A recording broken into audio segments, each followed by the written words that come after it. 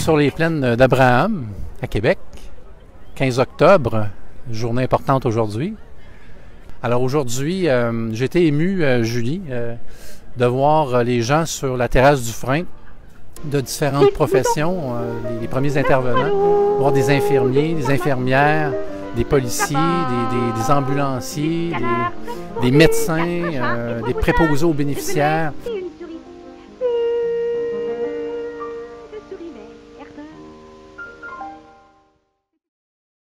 Tous ces gens-là, super intéressant, ça a été filmé, étaient en rang. Et puis, d'ailleurs, Courage Québec, Fearless Canada a tout filmé ça. On est avec Richard Gergis, administrateur de la Fondation. C'était vraiment une mobilisation de gens qui décident de mettre fin à la peur et de faire un pas en avant et d'exprimer leur désaccord par rapport au mépris du gouvernement en lien avec la vaccination forcée pour les travailleurs.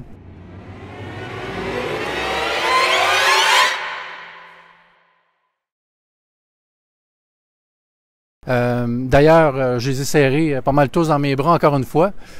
Certains vont dire, tu te donnes pas, c'est à cause de ça que tu as pogné le COVID, mais je suis immunisé maintenant.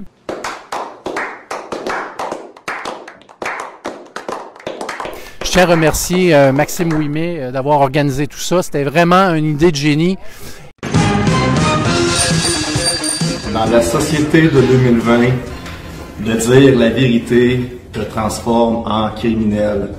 De ne pas porter ton masque peut te valoir du temps de prison, peut te valoir des amendes salées de 1 500 $. C'est rendu le monde à l'envers. Les gentils sont en prison et les méchants continuent à diriger la planète. Et puis, bravo d'avoir été là. Dites-vous qu'on a en réserve 3 autres avocats et cabinets d'avocats qui vont être prêts à faire des interventions sous peu.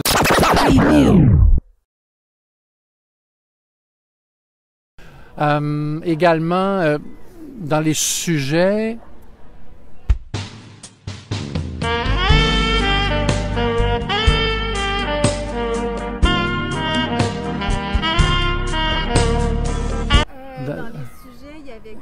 Ah oui, il reste 2 sujets.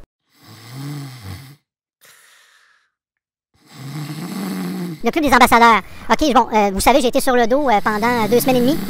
J'ai envoyé un message. On était censé avoir une rencontre le 30 septembre avec les ambassadeurs de la Fondation. D'ailleurs, on est rendu 307 ambassadeurs. Bravo. Donc, on va la rencontre va avoir lieu le 20... Mon Dieu, faut pas que je vais attendre pour les dates. Je pense que c'est le 28, jeudi 28 octobre. On va reconfirmer ça, mais c'est un jeudi. Pas celui qui s'en vient, mais l'autre. Donc, je pense que c'est le 28 octobre. Et on va avoir une petite sortie publique avec Samuel Grenier, probablement la semaine prochaine, pour parler du Club des ambassadeurs et on va parler de la rencontre qu'on va avoir. Bon, maintenant, on va faire une annonce.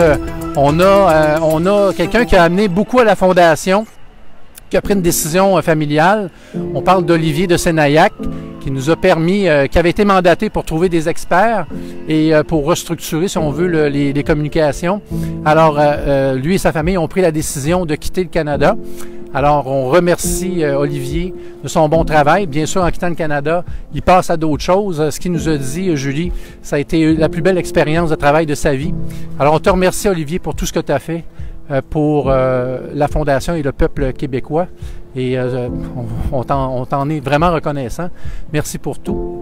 De voir tout ce beau monde-là, aujourd'hui, ne pas avoir peur de se réunir et de faire face à la musique, faire face à ce gouvernement corrompu-là.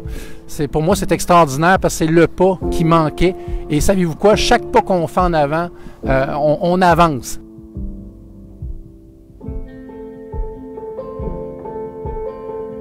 Je vais vous dire que c'était tellement de toute beauté que j'ai vu une manifestation de la CSN, puis je vous dis, ça fait pitié. Vous faites pitié avec vos petites boîtes à lunch tout organisées, puis avec tout votre gros setup qui coûte des milliers de dollars.